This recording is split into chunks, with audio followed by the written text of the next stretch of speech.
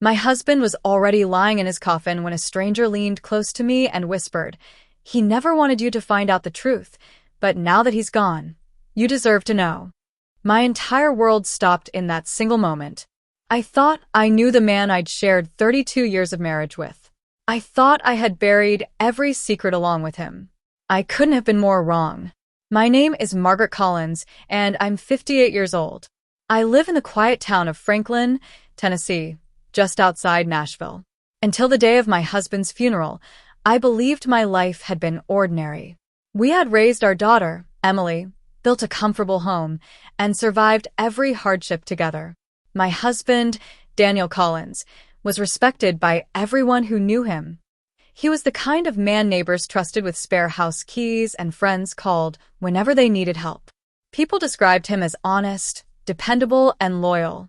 Those same words echoed through the church that rainy Tuesday morning as one person after another stood to honor him. I smiled politely, accepted hugs, and thanked people for coming. Inside, though, I felt completely empty. Losing Daniel after his sudden heart attack had shattered me. I couldn't imagine facing another sunrise without hearing his footsteps in the kitchen or his quiet laugh while reading the newspaper. The church was filled with white lilies, Daniel's favorite flower. Soft piano music drifted through the sanctuary while people shared memories of fishing trips, neighborhood barbecues, and charity events. Everything felt exactly as a funeral should, until I noticed someone I had never seen before. He stood near the back of the church, wearing a dark navy suit that looked expensive, but slightly outdated. He appeared to be around 70 years old, with silver hair neatly combed back and sharp blue eyes that never left Daniel's casket. He wasn't crying like everyone else. Instead, he looked conflicted. Every few minutes, our eyes met. Each time, he quickly looked away. I assumed he had been one of Daniel's old co-workers from years ago. Daniel had changed jobs several times during our marriage, and there were many people I hadn't met. But something about this man unsettled me. When the service ended, family and close friends gathered near the casket for a final goodbye before we drove to the cemetery. I kissed Daniel's forehead one last time, whispering that I loved him. As I stepped away, I felt someone gently touch my elbow. It was the stranger. His voice was barely above a whisper. "Mrs. Collins, I'm sorry for your loss." "Thank you," I answered softly. He glanced around to make sure no one was listening. Then he slipped a small sealed envelope into my trembling hand. "You weren't supposed to receive this unless Daniel died first." My heart skipped a beat. Before I could ask a single question, he added quietly, "Your husband spent 30 years protecting one secret and keeping one promise." I stared at the envelope. Written across the front, in Daniel's unmistakable handwriting, were just 5 words. "For Margaret, only after goodbye." The blood drained from my face as I realized this wasn't something written years ago. The ink looked fresh. It was dated just 6 days before Daniel died. I couldn't bring myself to open the envelope at the cemetery. Instead, I slipped it into my purse and tried to focus on saying goodbye to Daniel. Friends gathered around me, offering casseroles, hugs, and promises to check in over the coming weeks. Emily stayed close, gently holding my arm whenever I looked like I might lose my balance. She thought I was grieving, and I was, but now grief had been joined by something else. Fear. That evening, after everyone left my house in Franklin and the silence settled over every room, I made a cup of tea I never drank.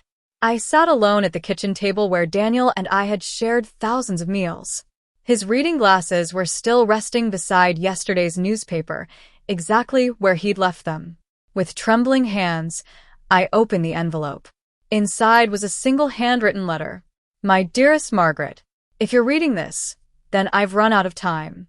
There is something I should have told you years ago, but I was trying to protect someone I loved. I know you'll feel betrayed, and you have every right to. Before you judge me, please hear the whole story. There is a safety deposit box at First National Bank in Nashville. The key is hidden inside the old wooden toolbox in the garage, beneath the false bottom. Everything you need to understand is there. I have loved you every single day of our marriage. Forever yours, Daniel." I read the letter 3 times. Protect someone? Everything I needed to understand. My mind raced through every possibility.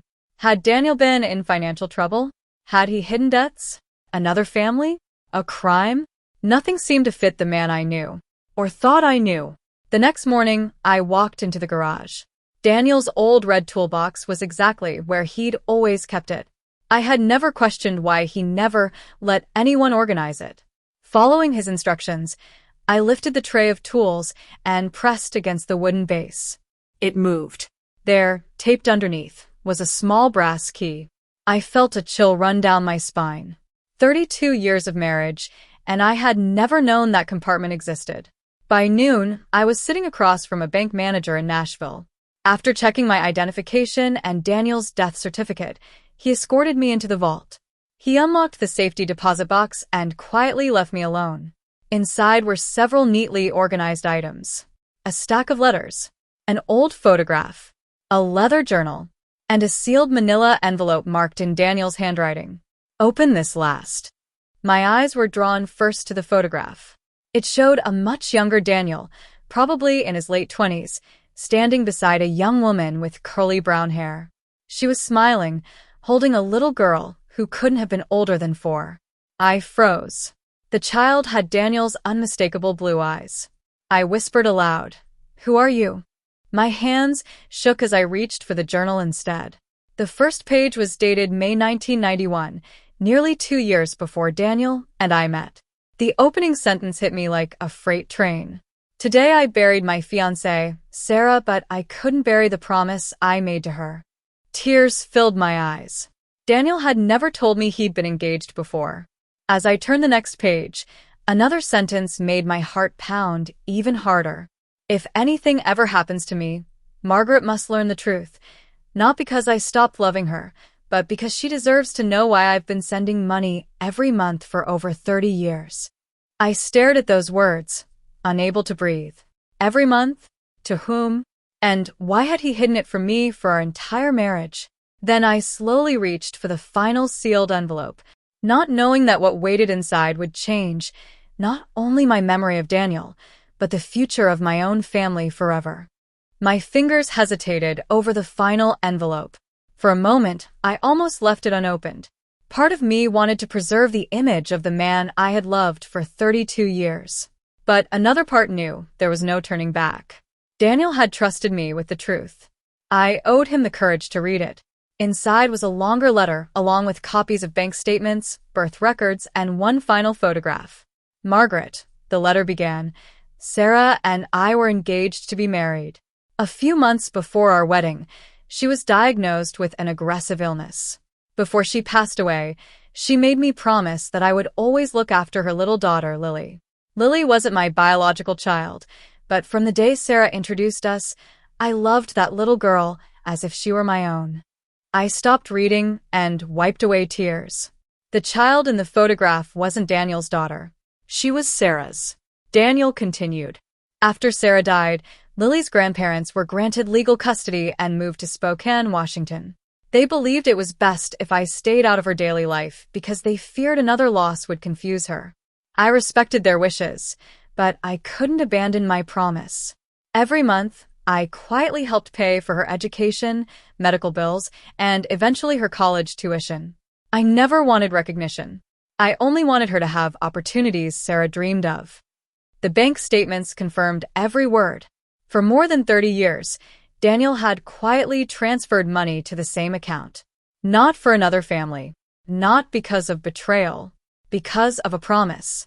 Then came the final page. I never told you because I was afraid you'd think I was still living in the past. The truth is, Sarah gave me my first lesson about love. You gave me every reason to keep believing in it. You were never second choice, Margaret. You were my forever. But promises matter. I couldn't break the last one I made to a dying woman. I cried harder than I had at the funeral. Not from anger. From realizing how heavy that secret must have been for him to carry alone. At the bottom of the envelope was a folded note with a phone number. If you're willing, I'd like you to meet Lily. 2 weeks later, I flew to Spokane. A woman in her early 40s walked into a quiet coffee shop carrying the same photograph I had found in the safety deposit box. The moment she smiled, I understood why Daniel had protected that promise for so long. Lily hugged me before either of us spoke. "I've wanted to thank you for years," she whispered. Confused, I asked, "Thank me?" She smiled through tears. "Daniel always told me that his wife was the reason he could keep helping me. He said your careful budgeting, your sacrifices, and your kindness made it possible. You never knew it, but you changed my life too." In that instant, every painful question disappeared. Daniel hadn't built a secret life. He had quietly honored a promise while faithfully building another life with me.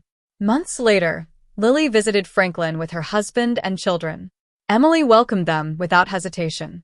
Watching our grandchildren play together in the backyard, I realized something extraordinary. The secret Daniel carried to his grave hadn't divided our family. It had quietly expanded it. Sometimes love isn't measured by the secrets people keep. It's measured by the promises they never break. When I visit Daniel's grave now, I no longer ask why he kept the truth from me. Instead, I thank him for leaving behind one final gift, the chance to discover that the man I loved wasn't living a lie. He was simply carrying a burden he believed was his alone. And in the end, his greatest secret became the reason our family found one another.